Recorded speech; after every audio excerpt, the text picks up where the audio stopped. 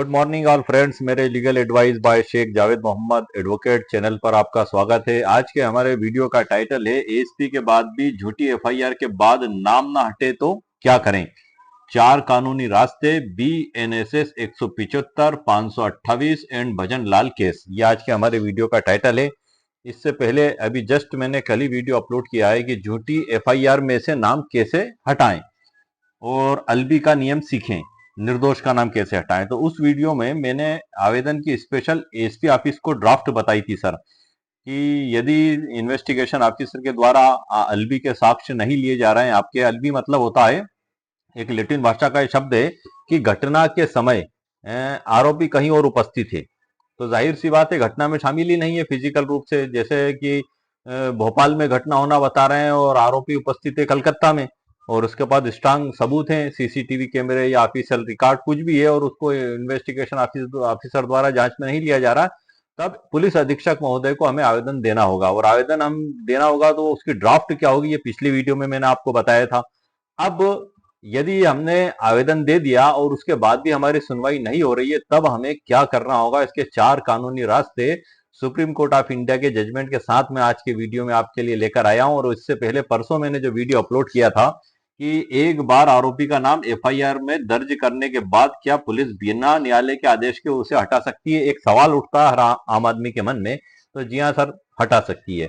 ये हमारे एक व्यूवर्स ने भी इसमें कमेंट्स करके बताया था, 270 धारा का बताया था पुलिस रेगुलेशन एक्ट की, और धारा 176 भारतीय नागरिक सुरक्षा संहिता 2023 में भी प्रावधान दिए गए हैं कि यदि इन्वेस्टिगेशन ऑफिसर को इन्वेस्टिगेशन के दौरान ये पता लगता है कि कोई अपराध बनना नहीं पाया जाता है, तो इन्वेस्टिगेशन को वहीं रोक सकता है।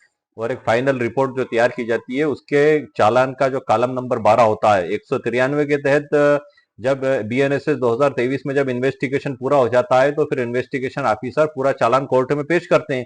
तो 193 का जो पूरा प्रो फार्मा, उसके कॉलम नंबर 12 में ये कॉलम दिया गया है, उसमें विवरण दिया गया है कि जिनके नाम छोड़े गए हैं, क्यों छोड़े गए हैं, उसका कारण सहित आप उसमें नाम लिखें, तो उसको लिख कर वो कोर्ट में पेश कर सकते हैं। यहाँ पर नाम कम करना अलग बात है, पूरी एफआईआर खत्म करना अलग बात है। पूरी एफआईआर ही खत्म कर दी गई है, एफआईआर ही खत्म कर दी गई है, खात्मा खारिजा लगा दिया गया है, वो प्रोसेस सर पूरी अलग है। उस पर तकरीबन 20 वीडियो में मेरे चैनल पर बना चुका हूँ, अपलोडेड है, आप देख सकते हैं कि 175(3) भारतीय नागरिक सुरक्षा संहिता 2023 के तहत किस प्रकार से आवेदन पेश किया जाएगा, 173 की उपधारा 4 के तहत कैसे एसपी साहब को आवेदन दिया जाएगा, और ये सब रिकॉर्ड उसके साथ लगाकर कोर्ट में जो है कि आवेदन पेश किया जाएगा कि थाना प्रभारी महोदय को जो है कि एफआईआर दर्ज करके, और एफआईआर दर्ज करके इन्वेस्टिगेशन प्रारंभ किया जाए। ये उस दशा में जब एफआईआर लिखी नहीं गई है। खात्मा खारिजा में सारी प्रोसेस अलग होती है, मैंने स्पेशल बताई है कि वहां से नोटिस जारी होगा, आपके बयान होंगे, इन्वेस्टिगेशन ऑफिसर के बयान होंगे। यदि आप मना कर देते हैं वहां पर और आप आपकी आपत्ति दर्ज करते हैं, आपके डॉक्यूमेंट्स पेश करते हैं, तो माननीय न्यायालय को पूरा अधिकार है कि पुलिस ने जो एफआईआर पर खात्मा लगाया उसे निरस्त कर दे और दोबारा इन्वेस्टिगेशन का आदेश प्रारंभ कर दे। इन सब पे स्पेशल वीडियो में बना चुका हूं, और ये बात बिल्कुल पुलिस अधिकारी के पास शक्ति मौजूद है इन्वेस्टिगेशन के दौरान कि वो किसी का नाम हटा सकते हैं। अब आज के वीडियो में हम ये देखेंगे कि यदि हम निर्दोष हैं, हमने कोई अपराध नहीं किया है, और इन्वेस्टिगेशन ऑफिसर के द्वारा और थाना प्रभारी महोदय के द्वारा हमारी बात को नहीं सुना जा रहा है, तो हम वरिष्ठ पुलिस अधिकारी को आवेदन देंगे। ड्राफ्ट पिछली वीडियो में बता चुका हूं। आज की जो महत्वपूर्ण जानकारियां हैं वो मैंने डिजिटल ई बुक में लिख के रखी है, चार कानूनी रास्ते। डिजिटल ई बुक के अंदर से मैं आपको आगे की जानकारी देता हूं सर। आइए सर, लेट्स गो। एक है सर हमारी मुख्य न्यायिक मजिस्ट्रेट सीजीएम या जेएमएफसी के समक्ष आवेदन पेश करना। ये मैं किस बेस पे बता रहा हूं सर, साकरी वसु विरुद्ध उत्तर प्रदेश राज्य 2008 का सुप्रीम कोर्ट ऑफ इंडिया का जजमेंट है, जिसमें यह बताया गया है कि सुप्रीम कोर्ट ने तय किया है कि मजिस्ट्रेट को देखने का पूरा अधिकार है कि जांच निष्पक्ष हो रही है या नहीं हो रही है। अब यदि आपके साथ ये परिस्थिति बनती है, तो आप जुडिशियल मजिस्ट्रेट के समक्ष भी एक आवेदन दे सकते हैं कि यदि एसपी कार्यालय से राहत ना मिले, तो संबंधित क्षेत्र के क्षेत्राधिकार वाले मजिस्ट्रेट के समक्ष अन्वेषण की निगरानी, मॉनिटरिंग ऑफ इन्वेस्टिगेशन और निष्पक्ष जांच का निर्देश देने हेतु आप आवेदन प्रस्तुत किया जा सकता है। ये जो आप आवेदन पेश करेंगे, इसके आवेदन की ड्राफ्ट कैसी होगी, इस पे मैं पहले वीडियो बना चुका हूं। इसमें आपको मुख्य रूप से प्रोसेस तो वही करना पड़ेगी, एसपी साहब को भी आवेदन देना होगा आपको, और इसमें सारी बातें आपको बताना होंगी। अच्छा, एक होती है सर धारा 193 की उपधारा 9, फर्दर इन्वेस्टिगेशन जिसे कहते हैं, कि उसमें मजिस्ट्रेट को आगामी जांच कराने का भी अधिकार होता है। लेकिन हमारे सामने मसला ये है, तो हम साकिरी वसू को आधार रखते हुए ये जानकारी मैं आपको दे रहा हूं सर, जो इसमें जज साहब को अधिकार दिया गया है, कि इसमें यह भी बताया गया है कि सीधे हाई कोर्ट जाने के बजाय आप आपके जुडिशियल मजिस्ट्रेट के समक्ष आवेदन आप पेश करें। ये हालांकि 175(3) उस कंडीशन में इस्तेमाल होती है कि जब आपके साथ कोई गंभीर अपराध हुआ है, आपने थाना प्रभारी को आवेदन दे दिया, एसपी साहब को आवेदन दे दिया, कोई सुनवाई नहीं हुई, कोई एफआईआर दर्ज नहीं की गई, तब हम 175(3) बीएनएसएस 2023 के तहत आवेदन पेश करते हैं। लेकिन चूंकि साखरी वसू में यह भी बता दिया गया है कि मॉनिटरिंग करने का अधिकार है, निगरानी का, तो इसलिए हम इस धारा का इस्तेमाल इस सुप्रीम कोर्ट ऑफ इंडिया के जजमेंट के आधार पर कर सकते हैं। वरना इसका जो बेसिक उपयोग है वो यही है कि यदि आपकी सुनवाई नहीं हो रही है, एफआईआर दर्ज नहीं की जा रही है, तब हम इसका इस्तेमाल करते हैं, जो पहले 156(3) थी दंड प्रक्रिया संहिता 1973 में। अब हम आगे बढ़ते हैं सर। इसमें जो है कि मांग जो की जाएगी कि मजिस्ट्रेट से प्रार्थना की जाती है कि विवेचक आईओ को अल्बी सेक्शन 9 बीएसए के साक्ष्यों, सीसीटीवी, सीडीआर आदि का भौतिक सत्यापन करने और निष्पक्ष खात्मा अंतिम रिपोर्ट अदालत में जमा करने का आदेश देने के संबंध में। अब इसमें मामला यह होता है सर कि अल्बी का मतलब मैंने आपको बता ही दिया, और धारा 9 जो भारतीय साक्ष्य अधिनियम है उसकी धारा 9 है, उसमें इररिलेटिव और रिलेटिव एविडेंस का बताया गया है। जब मामला ऐसा आ जाता है कि आरोपी घटना के समय घटना स्थल पर ही नहीं था, कहीं और था, तो उसको अल्बी साक्ष्य कहा जाता है, और धारा 9 के तहत वो रिलेटिव साक्ष्य के अंतर्गत माना जाता है। तो उसके तहत हम कोर्ट में माननीय न्यायालय से निवेदन कर सकते हैं। दूसरा आधार आता है सर हमारा जो बचाव का, उच्च न्यायालय में याचिका दायर करना हाई कोर्ट में। 528 बीएनएसएस पूर्व में धारा 482 थी सर ये सीआरपीसी। यदि एफआईआर पूरी तरह से मनगढ़ंत है, व्यक्तिगत बदला लेने के लिए दर्ज कराई गई है और आरोपी के पास अल्बी का काट्य साक्ष्य उपलब्ध है, तो सीधे हाई कोर्ट में एफआईआर निरस्त कराने या निष्पक्ष जांच के हेतु निर्देश याचिका लगाई जा सकती है। अब इसमें ये जो है हरियाणा राज्य और अन्य बनाम चौधरी भजनलाल और अन्य श्री एस खान 18 दिसंबर 1992 का एक जजमेंट है, जिसमें बताया गया है कि यदि एफआईआर के तथ्यों से कोई संज्ञेय अपराध नहीं बनता या विशुद्ध रूप से रंजिश में दर्ज कराई गई है तो हाईकोर्ट इसे निरस्त कर सकता है। इसी प्रकार से एक और जजमेंट में आपके लिए लाया हूं, बाबू भाई विरुद्ध स्टेट ऑफ गुजरात 2010 का है sir, supreme court of India का। इस जजमेंट का अंतिम पेरा ही मैंने अनुवाद के रूप में लिख दिया है कि ऐसी स्थिति में न्यायालय के हित में आवश्यक हो सकता है, अंतिम पेरा है सर ये, कि उच्च न्यायालय द्वारा चयनित स्वतंत्र एजेंसी नए सिरे से जांच करे, अतः उच्च न्यायालय के आदेश में संशोधन आवश्यक है और दोनों मामलों में दायर आरोप पत्र और उनसे संबंधित सभी आदेश रद्द किए जाते हैं। यदि इन अपीलों के लंबित रहने के कारण किसी भी आरोपी को जमानत नहीं मिल पाती है तो वह उचित न्यायालय में जमानत या अन्य किसी राहत के लिए आवेदन कर सकता है।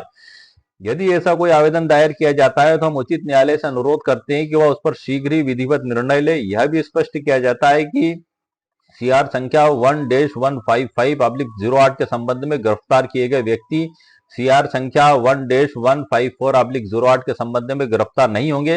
हालांकि यदि कोई नई जांच के दौरान किसी व्यक्ति के विरुद्ध कोई आपत्तिजनक सामग्री पाई जाती है तो जांच प्राधिकरण विधिवत कार्रवाई कर सकता है और आरोपी विधिवत अंतिम राहत के लिए उचित न्यायालय में संपर्क कर सकता है। पेरा क्रमांक 33 है इसका। उपरोक्त के मद्देनजर उच्च न्यायालय के आदेश में ऊपर बताए गए संशोधन के साथ अपील का निपटारा किया जाता है और नीचे जज साहब के नाम लिखे हैं। तो इसमें एक तरफा और पक्षपातपूर्ण जांच को हाईकोर्ट रद्द कर स्वतंत्र एजेंसी से जांच के निर्देश दे सकता है, ये इसमें बताया गया है। उसके बाद सर बाबू भाई गुजरात बनाम 2010 में ही सर्वोच्च न्यायालय ने फैसला सुनाया है, जो थोड़ा सा मैंने उसका सार इसमें लिखा है कि निष्पक्ष और पारदर्शी जांच संविधान के अनुच्छेद 20 और 21 के तहत गारंटीकृत संवैधानिक अधिकारों का एक अभिन्न अंग है।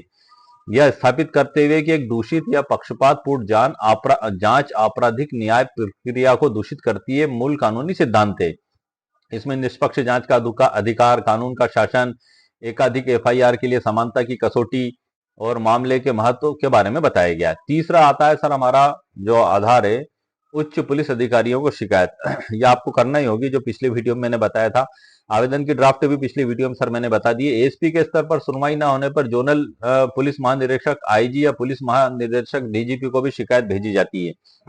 निष्पक्षता के लिए मामले की विवेचना स्थानीय थाने से हटकर सीआईडी अपराध या किसी अन्य थाने के निष्पक्ष अधिकारी को स्थानांतरित करने का अभिवादन दिया जाता है इसमें।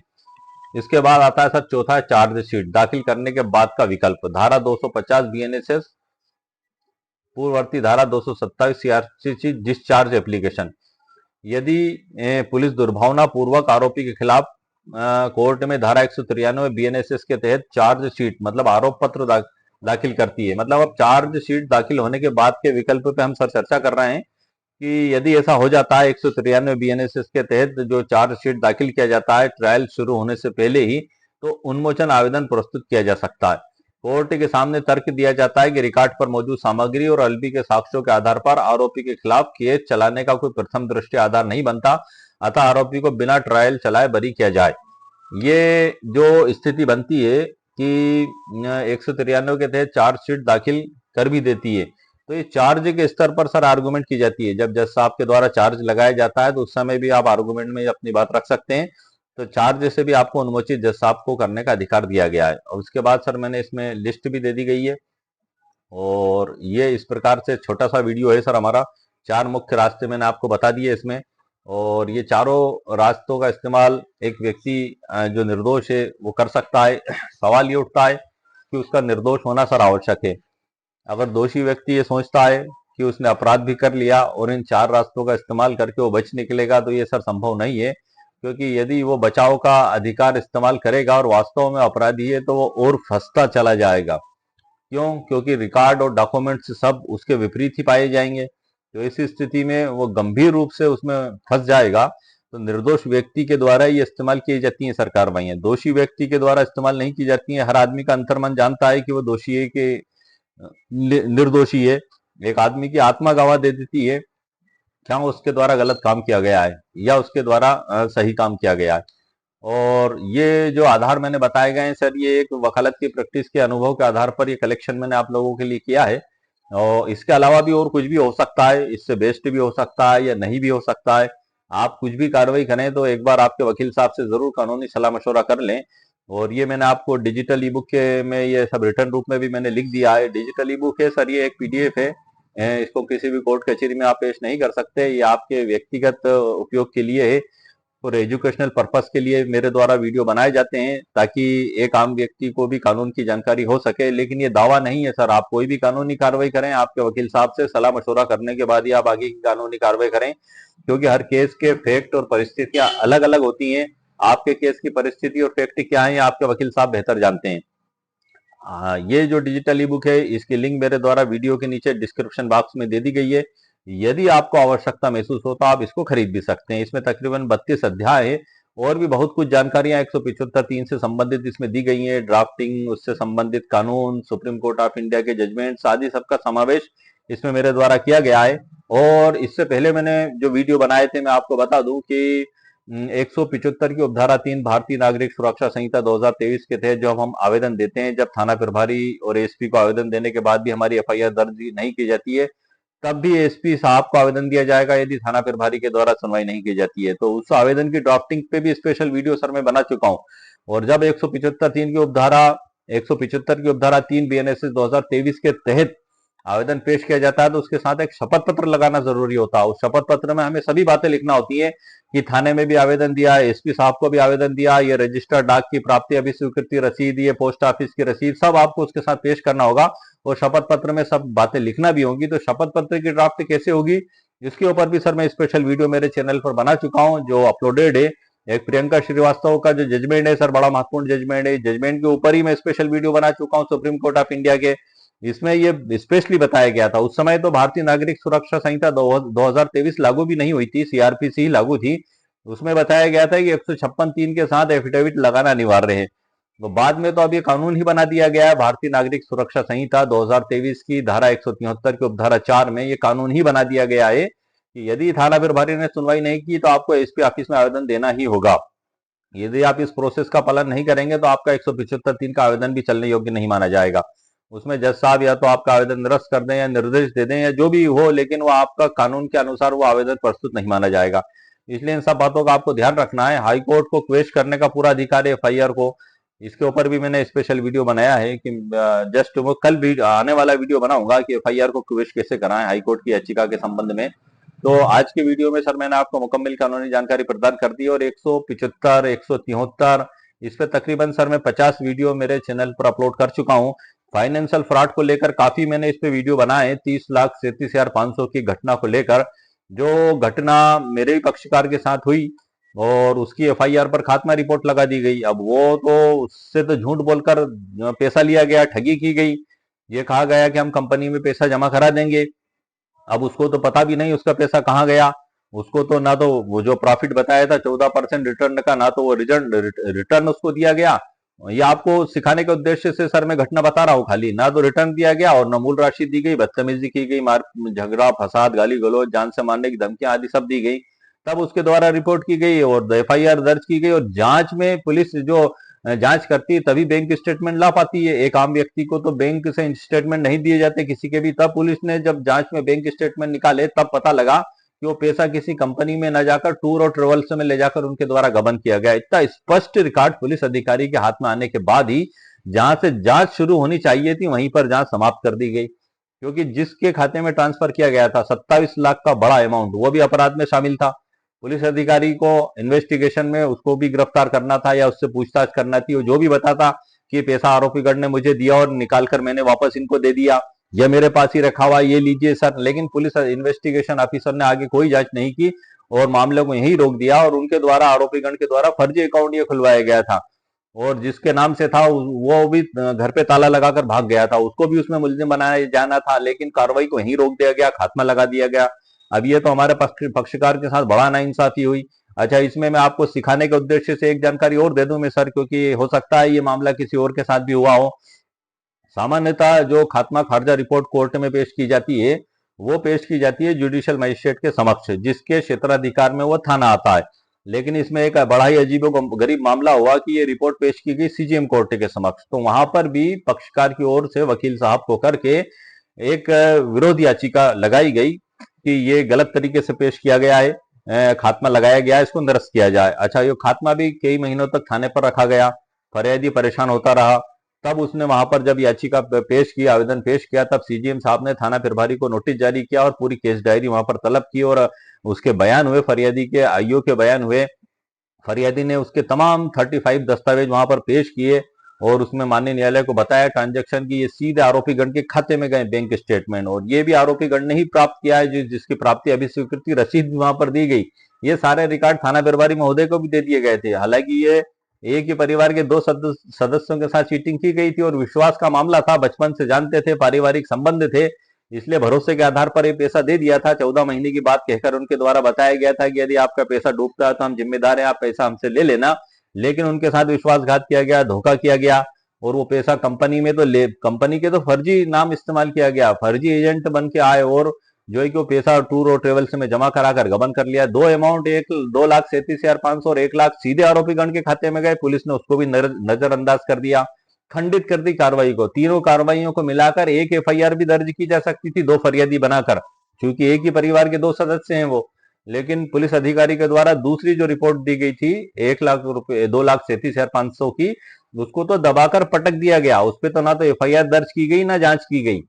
और जो दूसरी रिपोर्ट थी 2,27,00,000 की और 1 लाख की, उसमें 1 लाख के ट्रांजेक्शन जो सीधे आरोपीगण के खाते में गए थे उसको भी हिडन कर दिया गया, उसको भी रिकॉर्ड में नहीं लिया गया। क्यों? क्योंकि ये सब अपराध में शामिल अपराधी को अपराधी बनाते हैं। पुलिस के द्वारा उनको क्लीन चिट देना थी, क्लीन चिट दे दी गई। जबकि एक और महत्वपूर्ण बात है कि इन्हीं अपराधियों के द्वारा 30,37,500 की धोखाधड़ी करने से ठीक 1 महीने पूर्व एक अन्य व्यक्ति के साथ 8,60,000 की धोखाधड़ी की गई थी। यही प्रकार से कंपनी के एजेंट बनकर झूठ बोलकर धोखाधड़ी ठगी, उसकी एफआईआर तुरंत दर्ज की गई 1 महीने पहले। गिरफ्तार किया गया, कोर्ट में चालान पेश किया गया। वहां पर इन्हीं पुलिस अधिकारियों के द्वारा 3 बार जमानत में आपत्ति पेश की गई। सबसे पहले अग्रिम जमानत लगाई गई, उसमें प्रतिवेदन पेश किया गया। उसमें बताया गया कि ये अपराधी शातिर, बदमाश, गुंडा, ठग, समाज के लिए खतरा, इसकी जमानत निरस्त की जाए। जमानत निरस्त हुई। उसके बाद जब उसको गिरफ्तार करके कोर्ट में पेश किया गया तब उसने जमानत आवेदन लगाया, वहां पर भी पुलिस के द्वारा आपत्ति की गई। उसके द्वारा जब वहां से भी उसकी जमानत निरस्त हो गई तब एडीजी कोर्ट में उसने जमानत में आवेदन लगाया, कोर्ट में जेल में रहने के दौरान, तब भी पुलिस के द्वारा आपत्ति पेश की गई जमानत में, वहां से भी उसकी आपत्ति निरस्त हुई। जब पुलिस ये मान चुकी है कि ये व्यक्ति गुंडा, बदमाश, अपराधी, शातिर, समाज के लिए खतरा और ठग है और पुलिस के द्वारा स्वयं ही जमानत में आपत्तियां दी जा रही हैं, तब उन्हीं अपराधियों को पुलिस क्लीन चिट कैसे दे सकती है? सवाल ये उठता है सर, बड़ा महत्वपूर्ण। हालांकि ये इन सभी आदेश पत्रिकाओं की कॉपी कोर्ट की फरियादी के द्वारा थाना प्रभारी महोदय और इन्वेस्टिगेशन ऑफिसर को भी दी जा चुकी थी, उसके बाद भी इसको नजरअंदाज करके उठा के अलग रख दिया गया। अब ये ऐसा क्यों किया गया, एक्स वाई जेड सर कुछ भी कारण हो सकता है, लेकिन फरियादी के तो जीवन भर की जमा पूंजी को उनके द्वारा धोखाधड़ी से ठगा कर लिया गया, ठगी कर ली गई। सबसे महत्वपूर्ण बात है कि फरियादी के पास से तो ये सारा पैसा चला गया और गया कहाँ, आरोपीगढ़ के पास। और आरोपीगढ़ एक झूठी घटना लेकर आ गए कि हमने रुपया प्राप्त नहीं किया, हम नहीं जानते, इन्होंने जो भी किया खुद किया।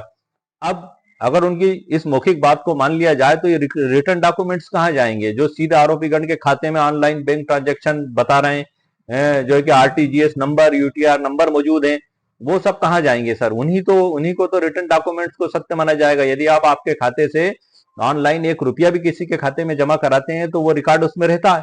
अब जब इसी रिकॉर्ड को पुलिस नहीं मानेगी और उनकी मौखिक बात को मान लेगी कि हाँ वो निरपराध हैं, तो भला सर इंसाफ कहाँ जाएगा? तो उसमें फिर 175(3) की कार्रवाई की गई। सॉरी, वो विरोध याचिका, अब हालांकि अभी प्रकरण विचाराधीन है, जैसे ही उसमें अंतिम फैसला होगा तो मैं आपको जरूर जानकारी दूंगा। फरियादी बड़ा ही जो है कि दुखी है, क्योंकि उसके जीवन भर की जमा पूंजी उससे झूठ बोलकर ठगी करके हड़प कर ली गई और वो अपराधी खुलेआम घूम रहे हैं। हालांकि इस मामले में जो थाना प्रभारी थे, इस मामले से हट के किसी अन्य मामले में इन्हीं थाना प्रभारी महोदय को थाना भी कर दिया गया है। ये विभिन्न चैनलों पे ये न्यूज दिखाई जा रही है, उसी के आधार पर ये मैं आपको बता रहा हूँ।